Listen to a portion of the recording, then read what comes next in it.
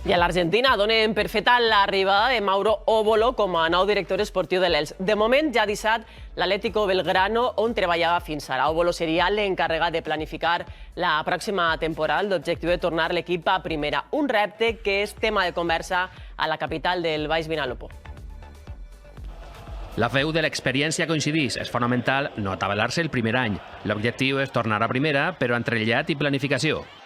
Pues se pot fer un equip en segona divisió competitiu i, si no tornar l'any que ve, el pròxim. Perquè si fem una base, si no en un any, en dos, sí que se pot aconseguir l'ascenso. Molt il·lusionat. Ara, falta que puguem. Però a ells també troben seguidors que són menys optimistes. Ay, sí, yo lo veo negro. Es que el Elche no va a subir, yo lo siento mucho, no es por ofender, pero no. L'afició recepta les seues claus per a tornar a l'elit. Un delantero 9. S'ha mal dit molt les cansades, però no. 4 o 5 jugadors jóvenes, en ganes de menjar-se el món. Más que la calidad del corazón, ¿no? de los jugadores. Jugadores comprometidos. I en efecte, l'impuls de la gent jove pot fer somiar a la gespa i a la grada amb el desitjat ascens. Lo tiene complicado, pero todo se puede. Todo puede pasar.